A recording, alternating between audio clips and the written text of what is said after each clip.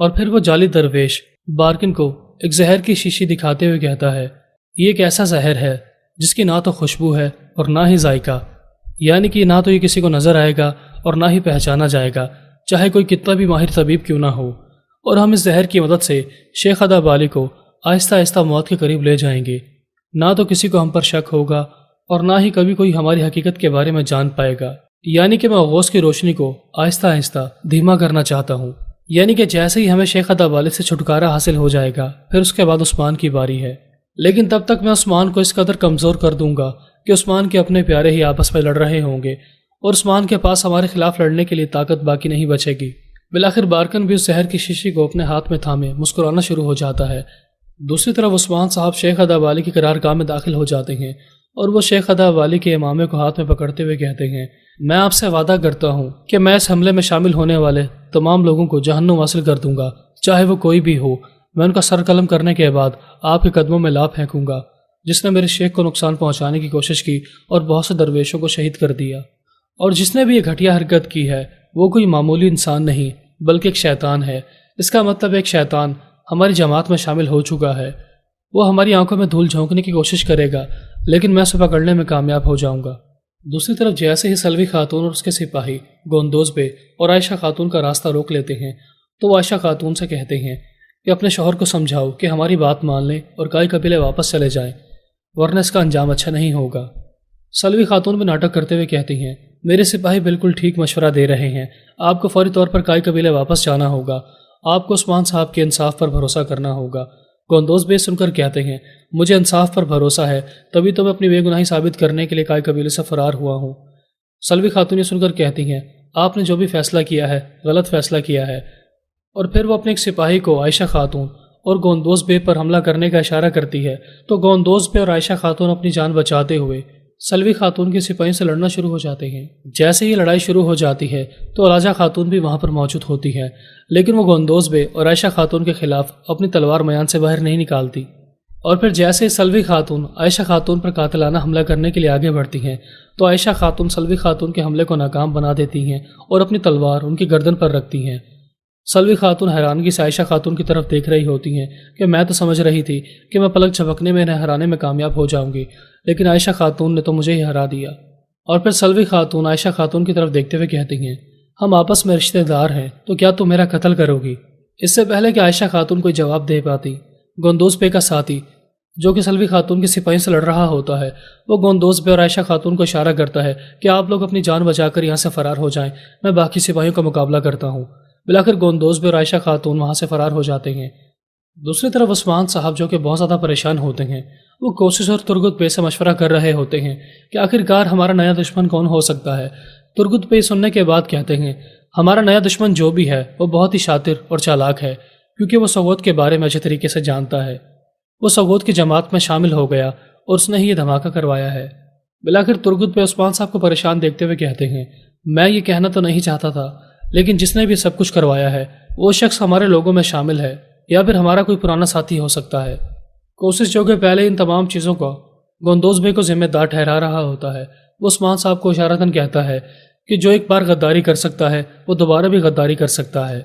عثمان صاحب یہ سن کر کہتے ہیں، میں جانتا ہوں کہ تمہاری بات کرنے کا اشارہ کس طرف ہے، لیکن یہ کام میرے بھائی گوندوز بے نے نہیں کروایا، بلکہ یہ کام کسی شیطان کا کام ہے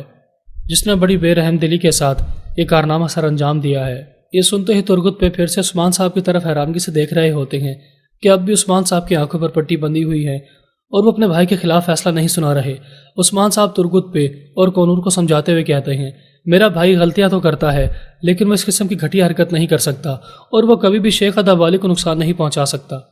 کیونکہ میں جتنی عزت شیخ ادا بالی کی کرتا ہوں اتنی ہی گوندوز بے بھی کرتے ہیں، تو یہ گوندوز بے کا کام نہیں ہو سکتا۔ ترگت بے جواباً کہتے ہیں، اگر آپ کو اپنے بھائی پر بھروسہ ہے تو یہ آپ کا مسئلہ ہے، لیکن میں گوندوز بے پر دوبارہ کبھی بھی یقین نہیں کر سکتا، اس کی وجہ سے میرا پورا خاندان ختم ہو گیا۔ اس سے پہلے کہ عثمان صاحب کو جواب دے پاتے، اسی دوران سنگر بے اس کمرے میں داخل ہو جاتے ہیں اور وہ عثمان صاحب کو پریشانی کے عالم میں کہتے ہیں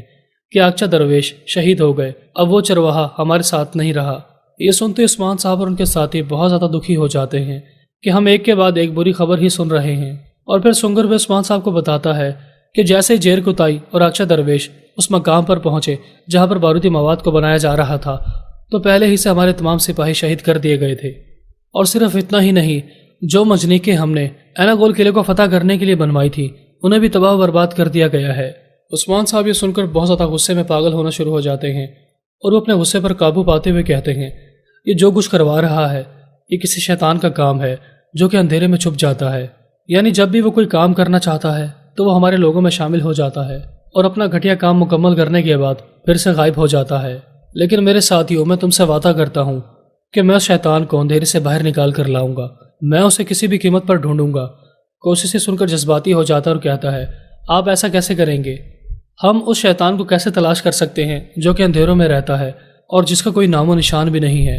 عثمان صاحب جواباً کہتے ہیں، میں نے شیطانی جماعت کے ایک ساتھی کو گرفتار کیا ہے، بہت جلد وہ میرے سامنے حاضر کیا جائے گا اور پھر میں اس کو ایسی اذیت دوں گا کہ وہ ہمارے سامنے طوطے کی طرح سچ اگلنا شروع ہو جائے گا۔ ابھی بات چیت جاری ہوتی ہے، اسی دوران بوران اور بارکن اس کمرے میں داخل ہو جاتے ہیں اور پھر بارکن ایک منحوس خبر سناتا ہے کہ جس جاسوس کو آپ نے گرفتار کیا تھا اس نے اپنی جان بچانے کے لیے بھاگنا شروع کر دیا۔ جیسے ہی میں اس کے پیچھا کر رہا تھا تو اس نے اپنی جان بچانے کے لیے مجھ پر قاتلانہ حملہ کیا، تو میں نے بھی اپنی جان بچانے کے لیے اسے جہنم واصل کر دیا۔ یہ سنتے عثمان صاحب کو بہت زیادہ غصہ آ جاتا ہے اور وہ بارکن کو گریبان سے پکڑتے ہوئے کہتے ہیں، یہ تم کیا بکواس کر رہے ہو؟ وہ شیطانی جماعت کا ایک ساتھی تھا اور ہمارے پاس اس کے سربراہ کو پکڑنے کا ایک آخری موقع تھا، تم نے وہ بھی گنوا دیا۔ بوران بھی بارکن کی طرفداری کرتے ہوئے کہتا ہے، اسے معاف کر دیجئے، اس نے یہ سب کچھ جان بوجھ کر نہیں کیا، میں اس بات کا گواہ ہوں کہ یہ بھی برے طریقے سے زخمی ہو گئے تھے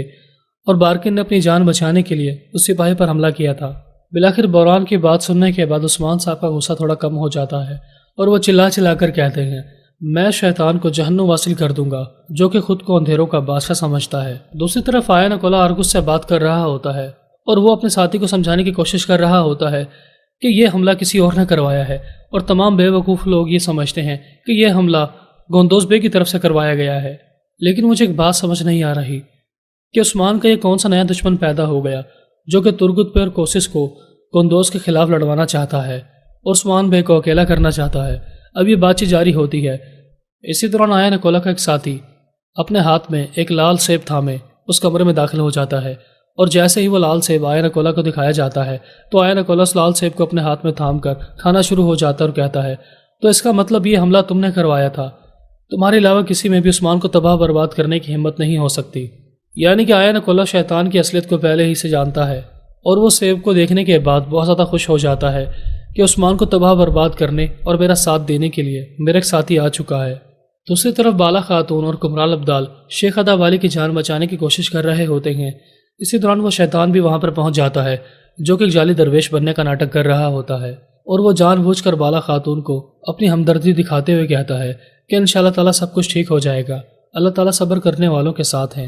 میں نے جیسے ہی شیخ ادا والی کا سنا تو مجھ سے رہا نہ گیا، میں ان کی خدمت میں حاضر ہو گیا اور پھر وہ اکشا درویش سے کہتے ہیں، اگر آپ مجھے اجازت دیں تو میں بھی شیخ ادا والی کی دیکھ بھال کرنا چاہتا ہوں۔ یعنی کہ وہ جعلی درویش اس موقع کی تلاش میں ہوتا ہے کہ اکشا درویش ہاں کر دیں اور میں اس موقع سے فائدہ اٹھا کر شیخ ادا والی کی دواؤں میں اس زہر کو شامل کر دوں۔ لیکن اکشا درویش یہ بات سننے کے بعد کہتے ہیں، اللہ تعالیٰ آپ کی نیک نیتی پر آپ کو اجر عظیم عطا فرمائے، لیکن میں شیخ ادا والی کو کسی اور کے حوالے نہیں کر سکتا، میں اور کمرال ابدال مل کر ان کی خدمت کرنے کے لیے کافی ہیں۔ اور یوں وہ شیطان اپنے مقصد میں ناکام ہو کر وہاں سے لوٹ جاتا ہے۔